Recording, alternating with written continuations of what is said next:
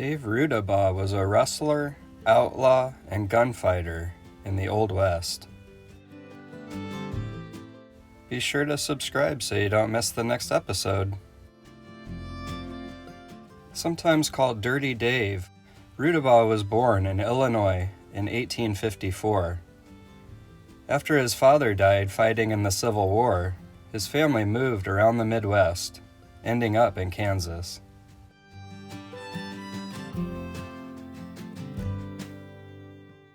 Growing tired of the Kansas farm life, Dave traveled to Arkansas, where he met some shady characters. It was around this time Dave entered into some criminal activities, including robbery and cattle rustling. The gang he rode with included men like Milton Yarbury and mysterious Dave Mather. It was alleged that these three were wanted in connection with the murder of a local rancher, and they soon fled the state. Some say Dave began robbing stages in the Black Hills. Others say all three fled to Texas. It was sometime around 1876 when Rudabaugh joined Mike Rourke and Dan Dement to form the Outlaw band known as the Trio.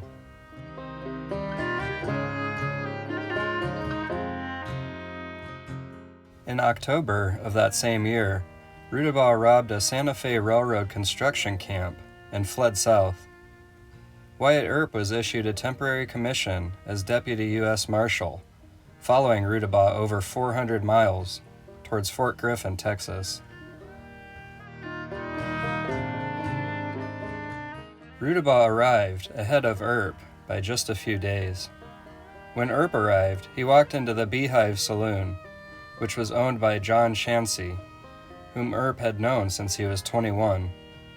Shancy told Earp that Rudabaugh had passed through the town earlier in the week, but he didn't know where he was headed. Shancy suggested Earp ask gambler Doc Holliday, who had played cards with Rudabaugh. In what would be the first conversation in a long friendship, Holliday said he thought Rudabaugh was headed back towards Kansas, and Earp telegraphed the new information to Bat Masterson, which led to Rudabaugh's later capture.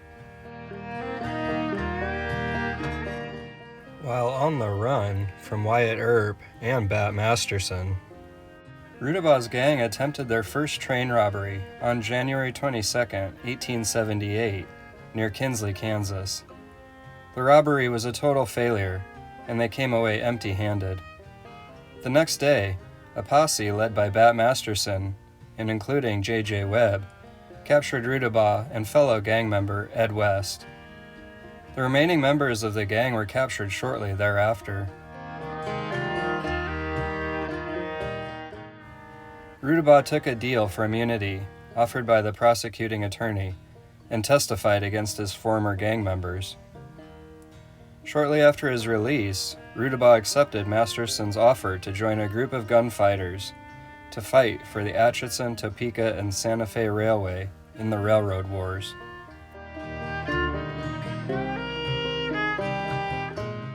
During this time, Dave became a very close associate of J.J. Webb, whom he had met during his earlier arrest.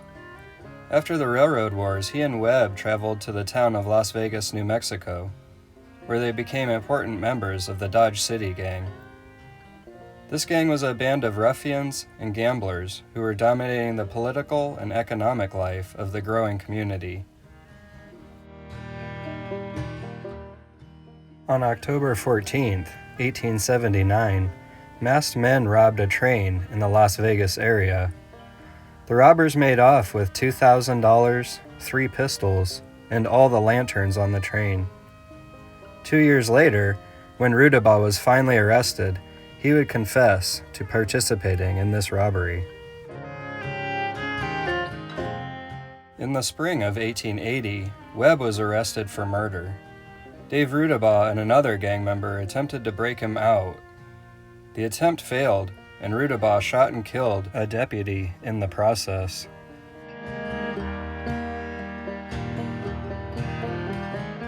He fled Las Vegas for Fort Sumner, where he eventually joined a gang one of whose members was Billy the Kid.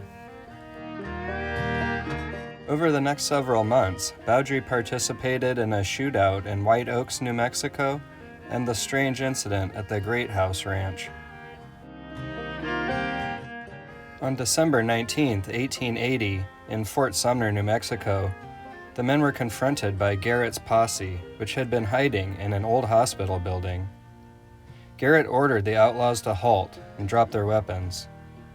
But several members of the posse didn't wait for the outlaws to respond, choosing instead to open fire. Pickett and O'Folliard were shot from their saddles, and Rudabaugh's horse caught a bullet and collapsed. Rudabaugh managed to jump onto Wilson's horse, and the outlaws escaped.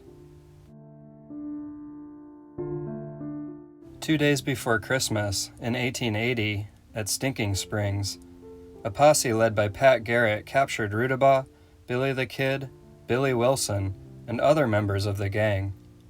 They were taken to Las Vegas, but the danger of a lynch mob prompted the officers to move them to Santa Fe.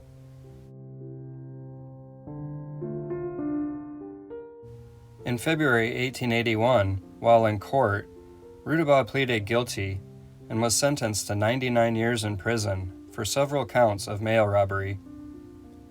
He was then found guilty for the murder of the Las Vegas deputy Valdez and was sentenced to death by hanging.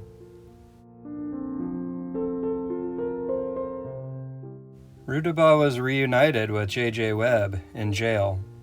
After a botched escape attempt in which a fellow prisoner, Thomas Duffy, died, he and Webb broke out. Rudabaugh fled to Arizona, where he joined the Clanton faction in their feud against the Earps. It has been reported that Dave may have even participated in the murder of Morgan Earp and the attempted murder of Virgil Earp, and may also have been present at the gunfight at Iron Springs, in which Curly Bill Brocious was killed.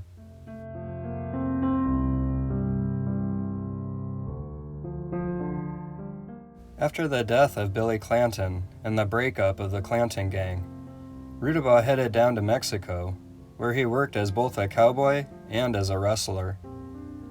On February 18, 1886, Rudabaugh was involved in a gunfight with locals in Parral, Chihuahua. The fight began over a card game. He drew his pistol and killed 2 men and wounded another.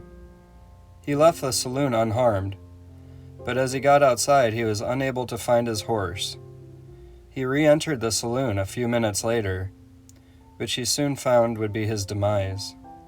He was shot several times from the shadows, and then was decapitated and his head placed on a pole. Different source claims that Rudabaugh left Mexico with a herd of cattle, ending up in Montana, where he married and had 3 daughters. Thank you so much for watching today. Be sure to check my playlist for more cool videos and hit that subscribe button so you don't miss the next episode. Thank you.